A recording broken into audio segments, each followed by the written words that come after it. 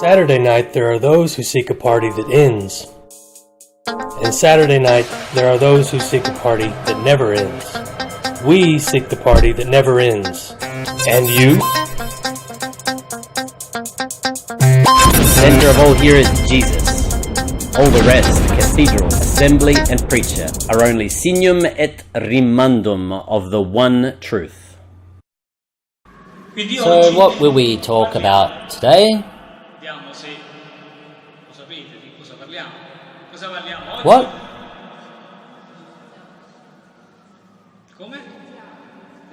The ascension of Jesus into heaven.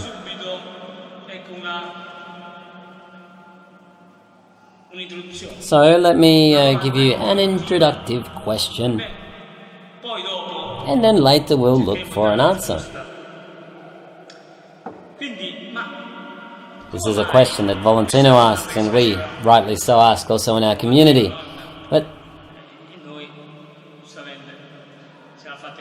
And obviously we also give the answer. So why is it that Jesus remains 40 days on earth after his resurrection? Why? Where does he go? What does he do? Okay, so let's read this scripture and then we'll come to the answer. And we can read a passage from the Acts of the Apostles. Sister Teresa will come up and read it for us. This speaks of the ascension of Jesus.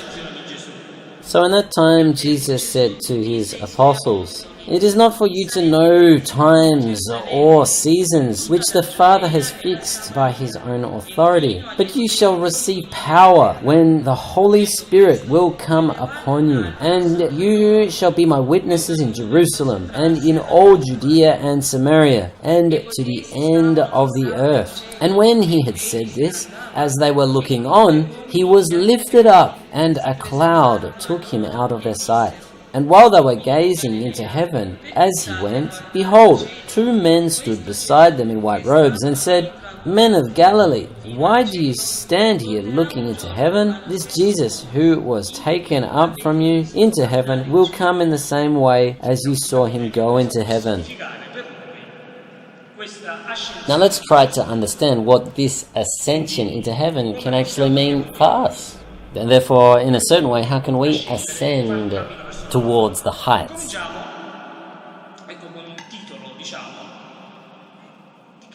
Let's begin with some scriptural passages that can be compared to this ascension of Jesus, that are figurative of the ascension of Jesus. Let's begin with the Old Testament. Already in the Old Testament, in a certain way, well, let's begin with Jacob. Who was Jacob?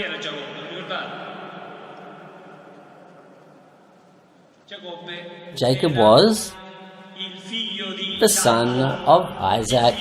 Isaac was the son of Abraham. Jacob was later named Israel.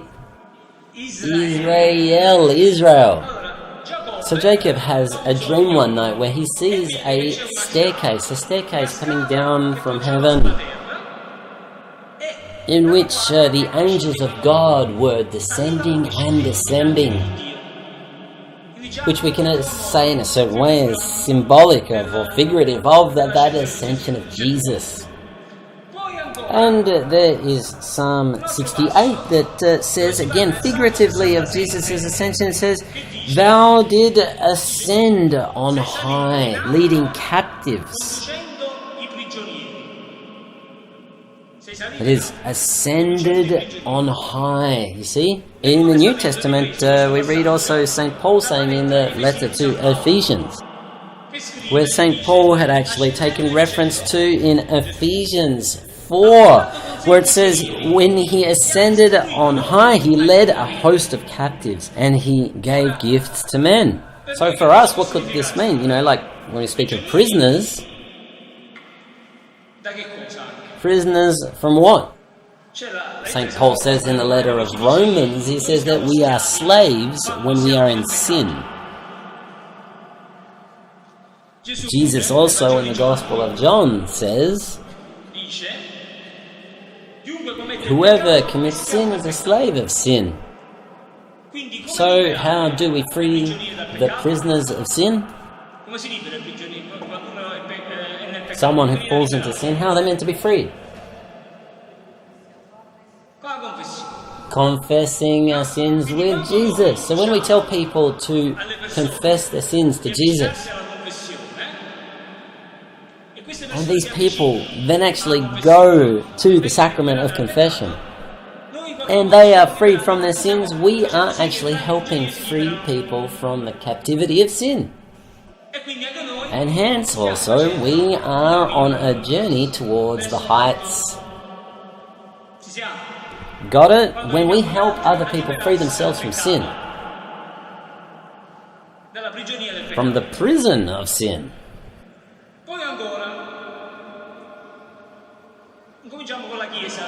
So let's begin with the fathers of the church. Saint Augustine, what does he say?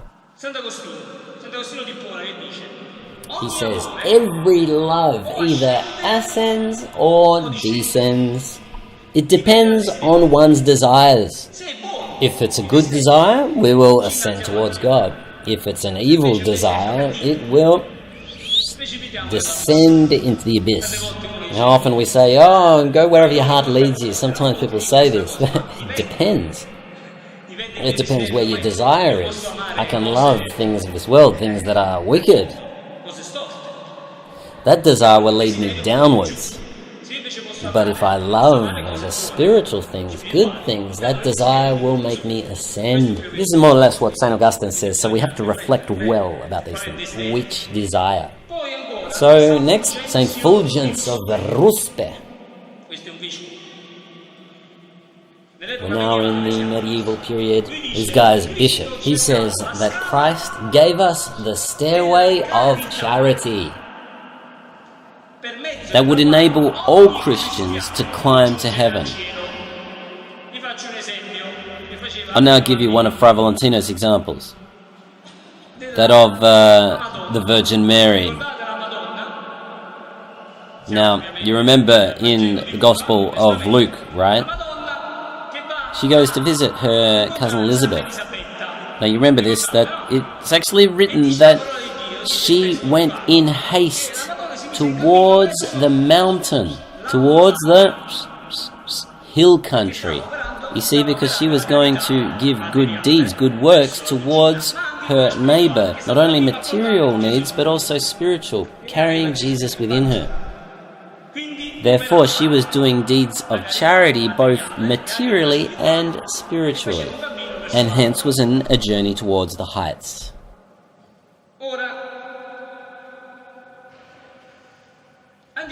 Now let's go to the postmodern era, because we won't fit everything in, but let's go to Pope Pius XI. He says that with contemplation of the sacred mysteries, and within parenthesis we've put of the Holy Rosary, there are the joys, the sufferings, and the triumphs of Jesus Christ and of his mother. And like so, by following these holy examples, we will ascend towards our heavenly homeland. So, by following the examples of Jesus and Mary within the meditated rosary, we can ascend towards the heights. It says Pope Pius the 11th. John Paul II, who's now a saint. Let's see what John Paul II says. Taking from another saint, he says, every soul that rises, raises the whole world with it. This law of ascension, though, unfortunately, also corresponds with the law of descent, that one can also talk of a communion of sin. That is, every soul that lulls itself in sin brings the whole church with it, and in a certain way, the entire world with it. I'll give you a very luminous example that Fray Picanito does. Have a look at this. He says, have a look. If you just take a little point here of the clothing here, just here, and just lift it here. You see? It raises everything with it. Instead, if we pull it from below, you see, he pulls everything down with it too. It's a pleasant little meditation. You see, John Paul II says something similar. Okay, so we'll now move on to the ascetical example of some biblical characters and ecclesial.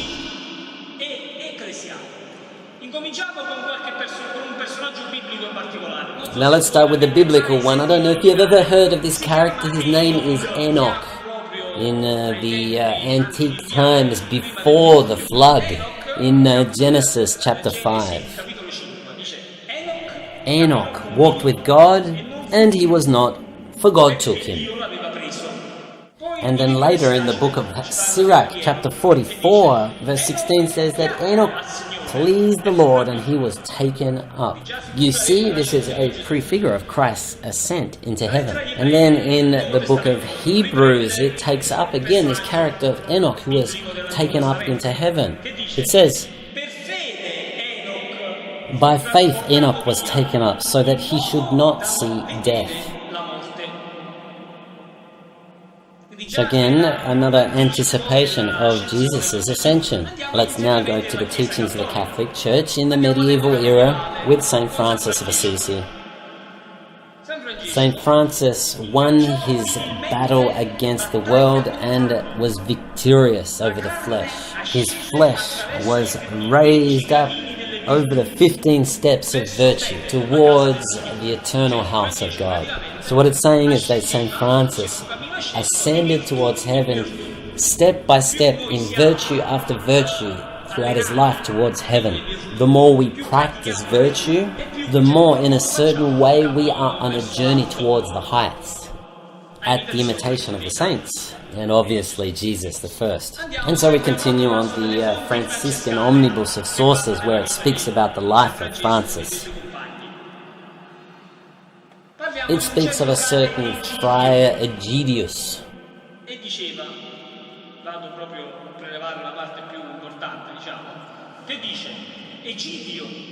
It says that Egidius, for long periods of time, would dedicate himself to the mystical Ascension, who even though he was amongst the mankind, he seemed to conduct a life that was more angelic than anything else.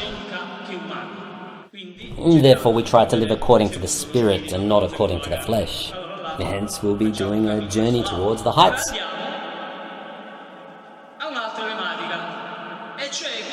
Okay, next theme, vanity. Beware of vanity and the things of this world. That will make us descend down.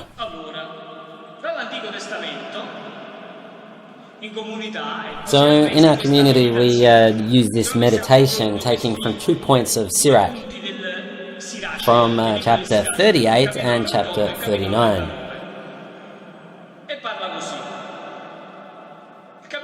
Chapter 38 says, the wisdom of the scribe depends on his opportunity of quiet, and he who has little activity may become wise. We're talking about manual activity. How can he become wise who handles the plough and who glories in the shaft of the goad, who drives the oxen and is occupied with work, manual labour? Not that any manual labour is wrong, it's just if someone only dedicates their time to this. Always working, always working, always working, and never ever thinking about God. Only work, only work. How ever can this person become wise?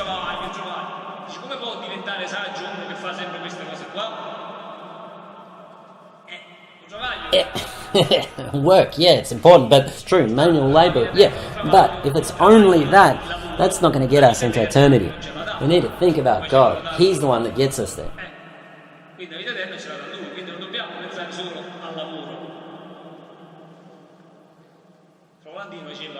Valentino actually said to someone, you live to work. Instead, I work to live. And we understand that the aim, the finality is not work itself, but eternal life.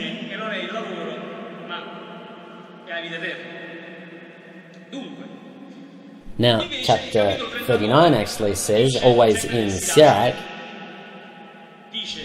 it says, on the other hand is he who devotes himself to the study of the law of the Most High. He will seek out the wisdom of all his ancients, and he will be concerned with prophecies. He will preserve the discourse of the notable men and penetrate the subtleties of parables. I'm going to jump over some. He will travel through the lands of foreign nations. He will be filled with the wisdom of understanding. He will pour forth words of wisdom and light and give thanks to the Lord in prayer. Many will praise his understanding, and it will never be blotted out. His memory will not disappear, and his name will live through the generations. You see, he who meditates, contemplates, reflects, tries to seek understanding, traveling to understand different points of view, etc. Now let's go to the New Testament.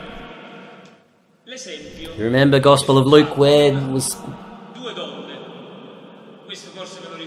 we hear of Martha. What was the other one's name? Mary, yes. Remember the two? What does Jesus say to Martha? Martha, Martha, you are anxious and troubled about many things. One thing is needful. Mary has chosen the good portion, which shall never be taken away from her.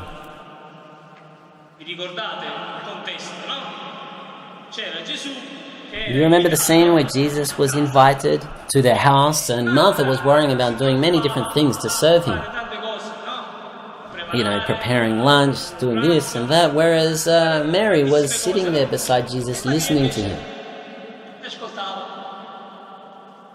And Martha says, Lord, do you not care that my sister has left me to serve alone? Tell her to help me. Now, something important, you see, where Jesus says, you are anxious about many things, but one thing is needful.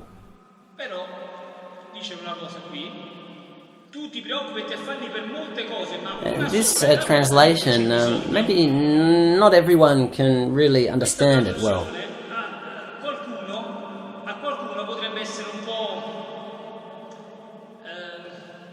You know, one could ask, well, so then we don't have to do any work, any manual labor, we just sit back and do nothing. If it's just listening. So our Friar Joseph, our dearest now Father Joseph, who's also a biblical scholar, well, he went digging into this phrase and he discovered that in one of the codex, the original Greek text, it says, yes,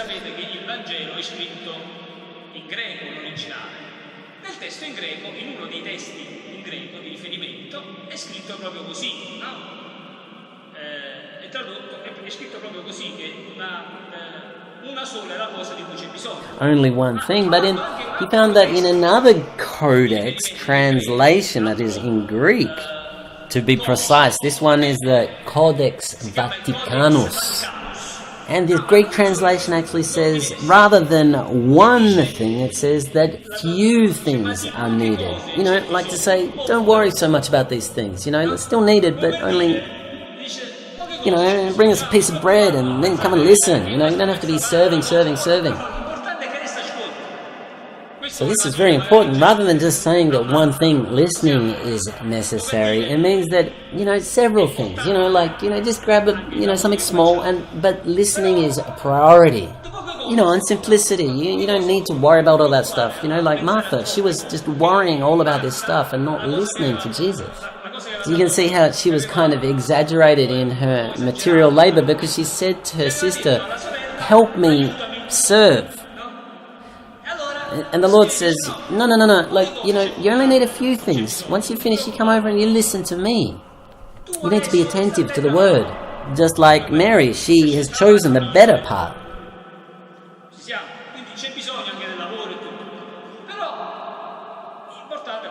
So of course there's need of material service, but even importantly is the listening.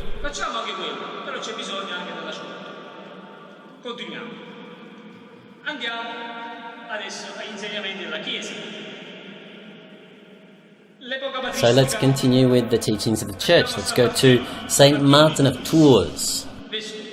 He was a bishop, and he said, "Let me, brothers, look towards heaven rather than the earth, because my spirit that is ascending towards heaven is already on the right path." Now Saint John of Naples says, "If the interior man is illuminated, he will not be shaken. He will not lose his path. Who forgets his homeland will take on whatever difficulty with courage. He won't be sad in this present age. He takes up his courage in the Lord. He is humble of heart and resists with patience the trial." So we always have to have fixed in our hearts the aim, that is, we need to be looking towards heaven. Let's not be worried about the bitterness of this present age, the tribulations, etc. Let's keep our eyes fixed on heaven. So in the medieval period, we have Saint Gregory the Great, Pope and Doctor of the Church. "Let us stir up our hearts, rekindle our faith, and long eagerly for what heaven has in store for us. To love thus is to be already on our way. Anyone who is determined to reach his destination is not deterred by the roughness of the road that leads to it." Now look what it says here, listen to this. "Nor must we allow the charm of success to seduce us, or we shall be like a foolish traveller who is distracted by the pleasant meadows through which he is passing, that he forgets where he is going." So if our final aim is heaven, St. Gregory the Great says he's foolish. Is the man who knows he needs to go to heaven, but instead he's distracted with the things of this earth. We don't need to be distracted by the things of this world, that in the end are vain and don't give us anything.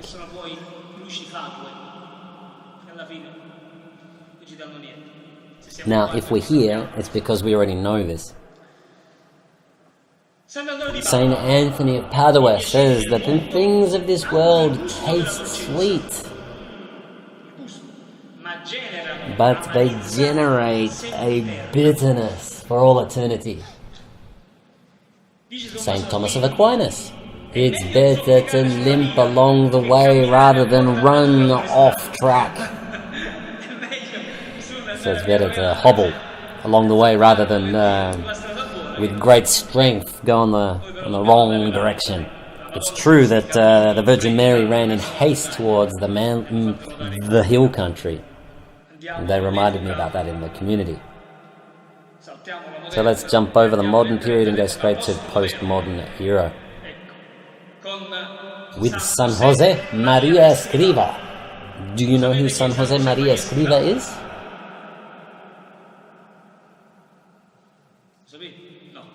He is the founder of the Opus Dei. Says that the things of this earth are nothing but earth. Put this mound under your heel and you will find yourself closer to heaven. Saint Padre Pio says something similar. He says, "Know that the saints have always been repulsed by the earth, and they have always put the world and its maxims under their feet." And so now we've finished with vanity. Let's go to the next theme, the trumpet.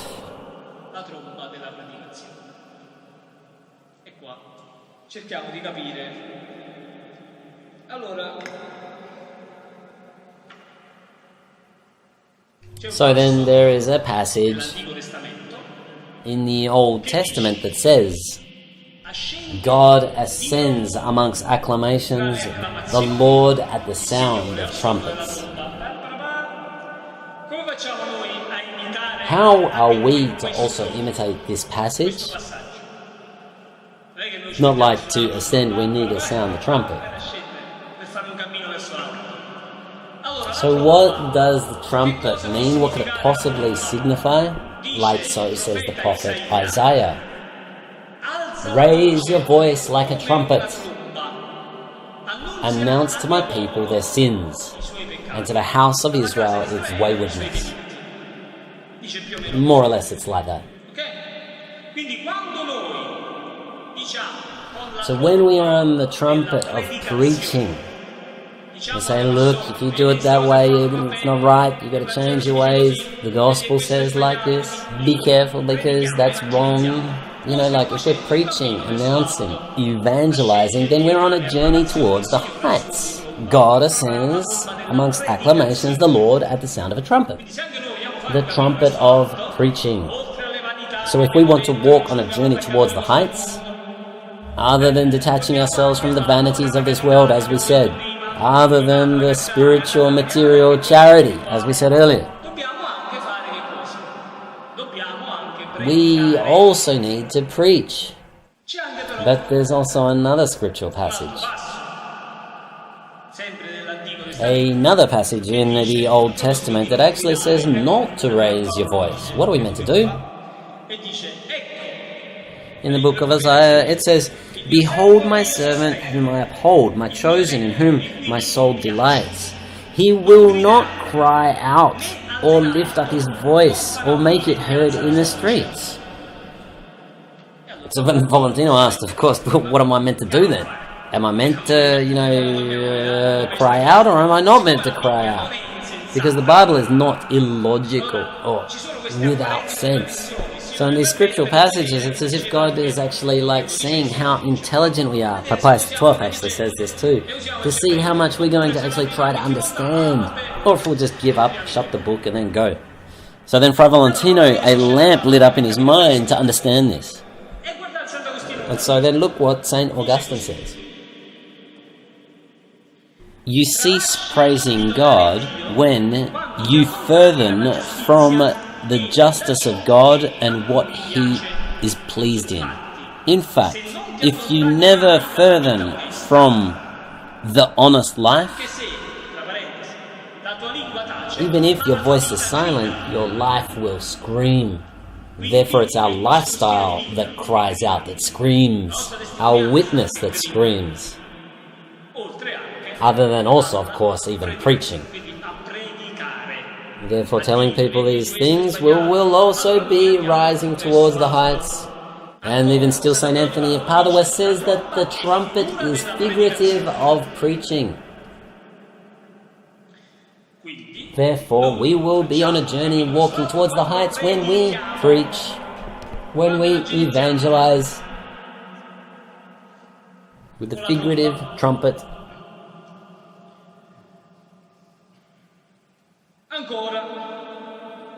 On to the next theme, which is very similar to this one, which is to ascend by means of evangelization.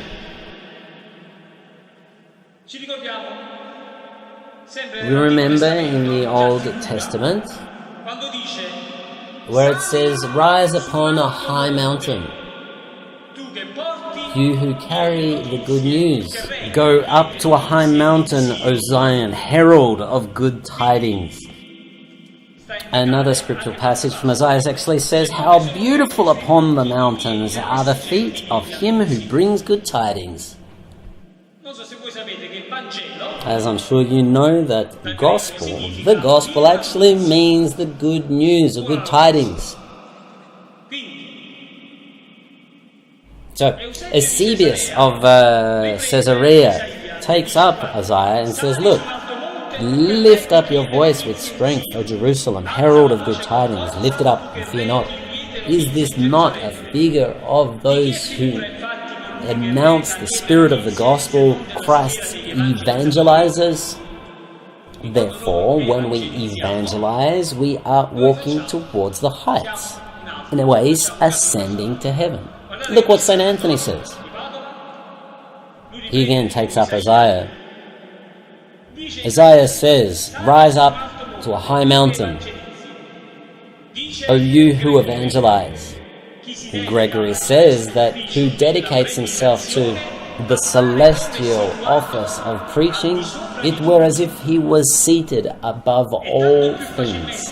The easier it is to pull others up with one's preaching when the example of his life is in coherence with his words. And so one's example is something that can also draw people to the heights. Pope Francis says that evangelizing, sharing the life of Jesus, gives us joy. Rather, egoism gives us sadness, bitterness, sends us downwards. Evangelizing rises us to the heights.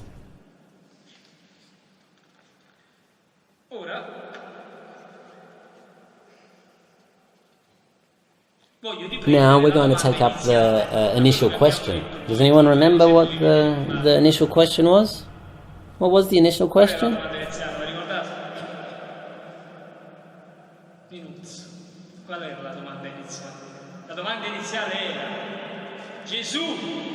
Jesus, after his resurrection, why did he hang around another 40 days on earth?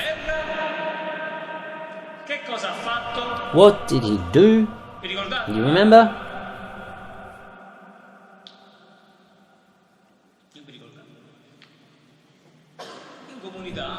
So in community I was explaining these things. So Jesus remained 40 days on earth. Where did he go whilst he was here? He went to Galilee. What did he do whilst he was in Galilee? Whilst he was in Galilee, he evangelized. This is kind of like to tell us that, to evangelize is a journey towards the heights. We said it here that raising the voice like a trumpet, like evangelizing, it carries us towards the heights.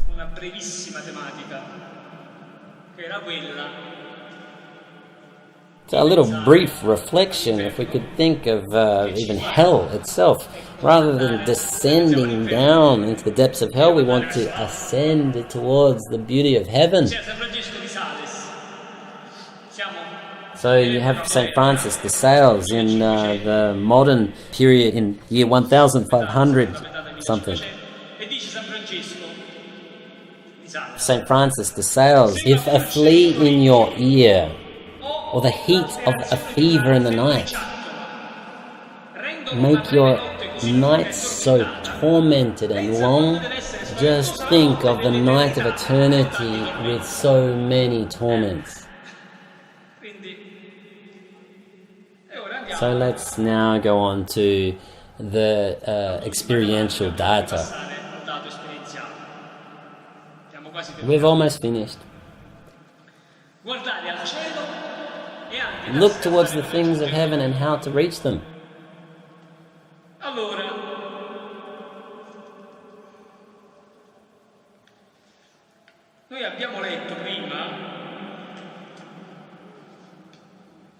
So Sister Teresa, earlier she read about the Ascension, right? Where it says, I'll just read a bit of it. As they were looking on, he was lifted up and a cloud took him out of their sight. And while they were gazing in heaven as he went, behold, two men stood beside them in white robes and said, Men of Galilee, why are you standing looking into heaven? This Jesus who was taken up from you into heaven will return in the same way as you saw him go into heaven.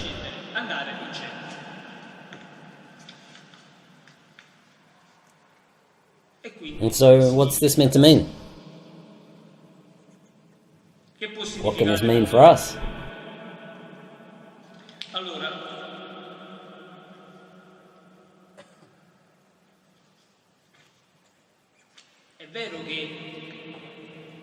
Yes, it's true that we have to look towards heaven, think about heaven, beautiful things of heaven. We don't have to be thinking of the things of the earth, but more of heaven. St. Paul says in Colossians 3, if you have been raised with Christ, seek the things that are above. That is, think of the things that are of heaven, not of the things of the earth. Look at that saint, he's looking his eyes towards heaven like that, bravo. But at the same time, we can't forget to think of the way of how to get to heaven. Just look at heaven and say, "Oh, how beautiful heaven, how beautiful heaven." But we have to get to work to get to heaven. We said earlier, how do we get to heaven? How do we begin this journey towards the heights?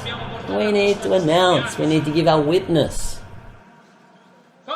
When Jesus ascends to heaven, in the Gospel of Mark, he says to the apostles also, "Go out to the world and preach to every creature," etc., etc. After having said these things, he then went up, like to tell us that the way towards heaven, to go upwards, is to evangelize, to preach, to give our witness.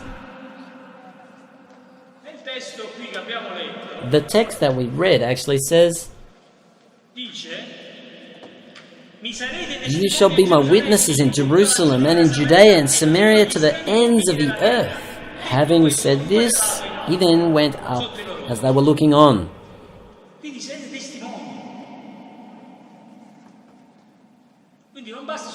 So to be witnesses, it's not enough just to look up towards heaven. No, we need to carry this witness towards others. We need to carry this announcement towards others.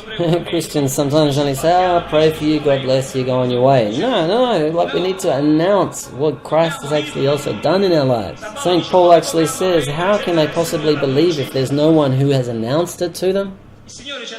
The Lord has given us this grace to know Him, now we need to give it to others. That is, if we want to go on a journey towards the heights. Otherwise, a bit like Pope Francis says, egoism will have us descend downward. Evangelizing raises us up.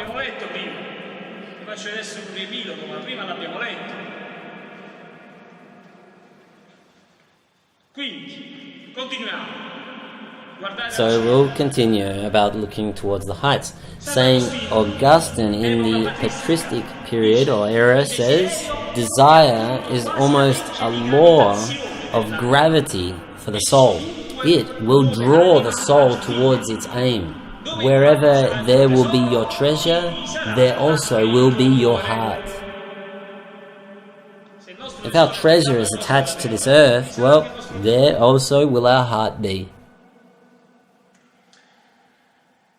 In the medieval period, St. Francis of Assisi. It's written that St. Francis never stopped working towards the good. Rather, like the angelic spirits of Jacob's ladder both rise and descended, his soul either rise towards heaven or descended towards his neighbour. Therefore needing to be attached to heaven and to our neighbour, helping our neighbour. Like someone taught me in our community, it's not enough to look towards the heights of heaven, but we need a horizontal gaze into the hearts of our neighbours and helping them not only with material needs but also spiritual needs. That is, if we want to go on a journey towards the heights, much like the Virgin Mary. She who went towards her cousin Elizabeth carrying not only Jesus, helping her materially but also spiritually, hence therefore her journey towards the heights. She ran in haste towards the hill country. St. Francis de Sales, and we're now to conclude. Death is at the door. The trumpet, says Gregory of Nazianzus, everyone ought prepare because judgment is near at hand. The mother of a martyr who looked on at her son said, my son, remember eternal life. Think of heaven and he who reigns. Soon, very soon, you will have finished the race of this life.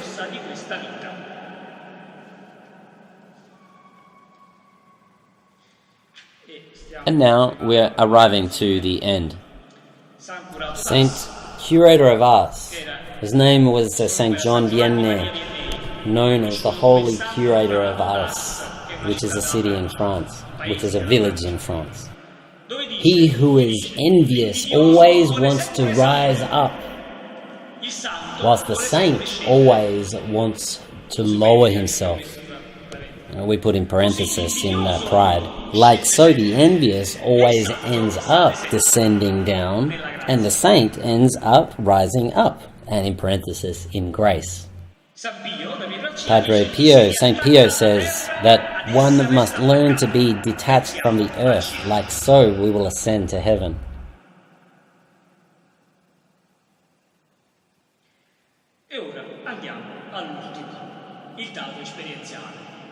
And so now the experiential data will recount some stories, some witnesses of even saints. So we use the example of Saint Martin of Tours, who he said,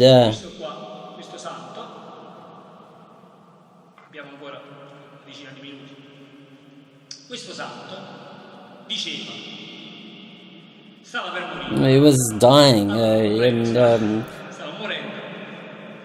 all of his disciples, you could say, were around him crying, "Oh, don't die, Saint Martin, don't die, why?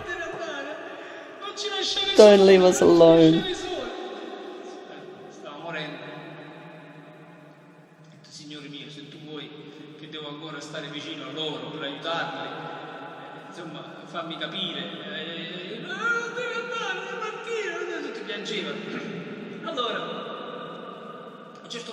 Yeah, they're all crying, don't go, and he's like there, and anyhow, he said that, "Oh, I see the devil near me." He was dying. He said, "Far from me, Satan. Go, be gone."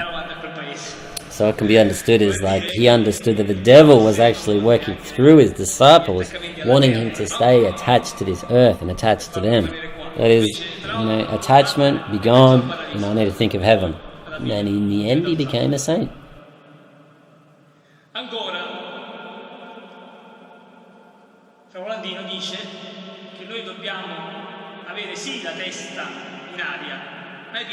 so now, Valentino, he says that yes, it's true that we need to have our thoughts in heaven, but our feet need to be on the ground. That is, our feet walking this earth, concretely put into practice on this earth.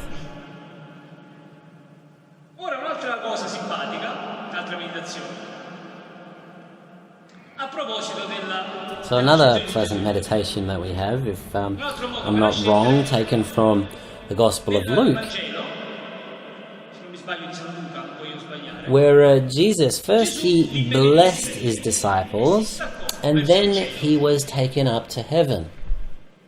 But in our community we actually found that Pope Francis says something similar, is that when we bless others or give benediction,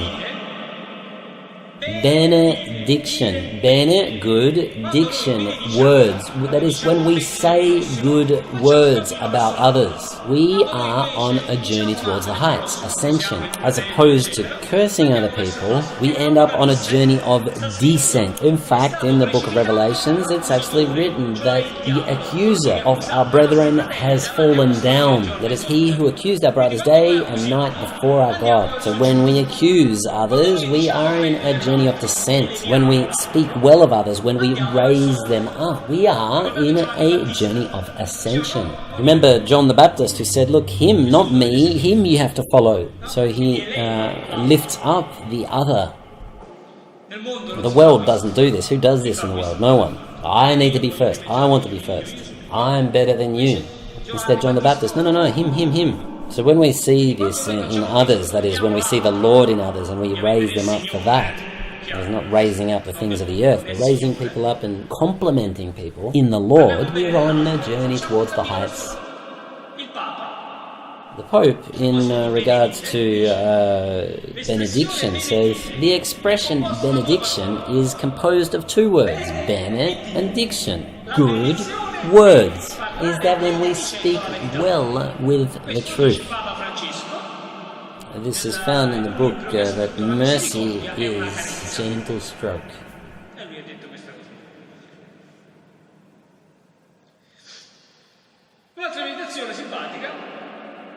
Another pleasant meditation is when the two disciples are walking, and Jesus, you remember when he approached them, these disciples of Amos.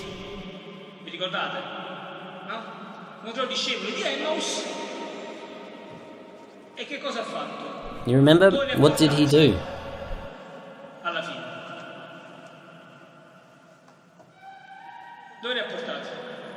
Where did he take them?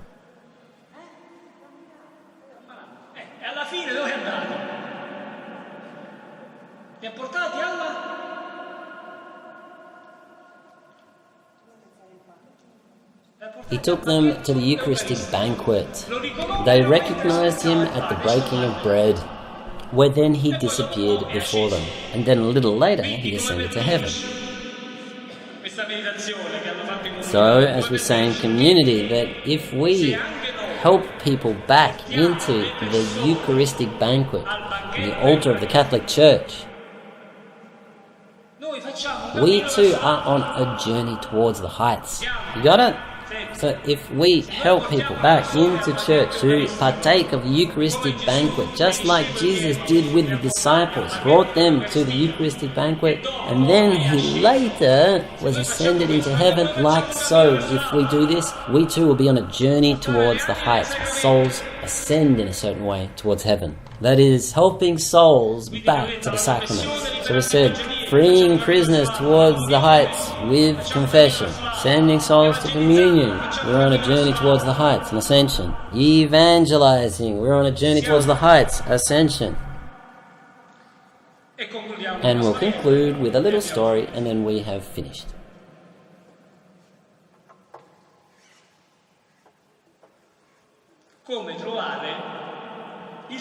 With the theme of finding the time to help souls. The story of the little girl with the red heart. So there's this little girl, whose name was Martha. And her mother was always worried and troubled with other different things.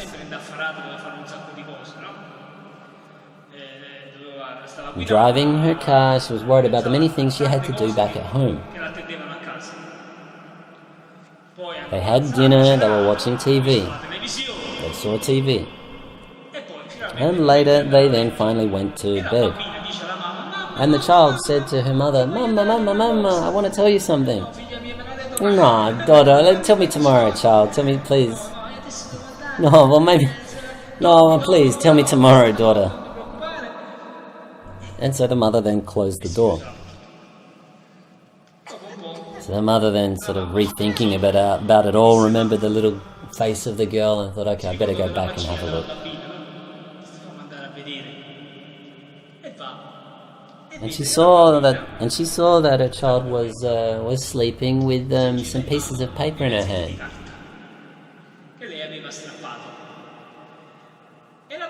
And the little girl had torn to pieces this big heart out of paper, with a poem written by her to the mother, saying how much good she wished her mother. And so the mother sniped these pieces out and tried to put them together. And she read like so: "Because I love my mother so much, even if she works so very much, thousands of things to do, she always finds a little bit of time to play with me. I love you, Mummy, because you devote the most important time of your day to me."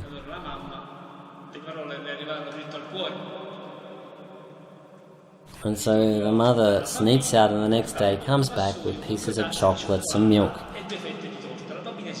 And the child says, "Mum, why did you do this for me?"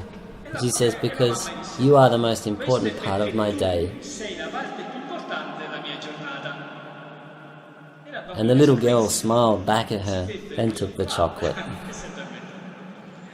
So anyhow, what this story is meant to say is that, we need to dedicate the time to the souls which are in need, especially dedicating time to their spiritual growth. We need to give our time to them, everyone in their own calling. So each one of us, either in the religious life, married life, whatever our calling is, we need to dedicate our time to the spiritual growth of others. Like, for example, Dario, he came along today, we met him, he gave us a ride. We were hitchhiking, he picked me up, and another brother who was inexperienced, and Sister Speranza, our Chinese sister. So he was going up the hill, and we were actually heading out of town. He turned around, picked us up.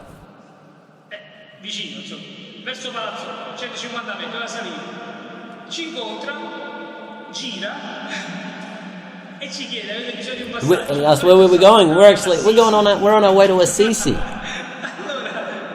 And so, like, from going in the complete opposite direction, he ended up driving us and talking. He said, look, I'll take you a little bit further to Catania. But to Catania, he said, look, I'll take you to Messina, to the ferry. I'll take you all the way to there. And so he took us to Messina. And so you see now he's come here today for this catechesis. In this way, spiritually, we grow together, we ascend together. So therefore, we pray to God that we can ascend together, detaching from the material things of this world, and raising our thoughts to the spiritual things. Evangelizing, inviting people to the sacrament of confession, because the Lord descended to free the prisoners. Helping souls to the Eucharist, to the Eucharistic banquet, where he then ascended towards heaven. So not only having a vertical gaze, but a horizontal gaze towards our brothers in need, especially in the spiritual needs. Dedicating our time to those who need to grow. Dedicating our time to the souls, helping them grow in faith. Okay? Like so, we'll be on a journey towards the hearts. And there we go, we've done a little bit of a summary. There you go. We have concluded.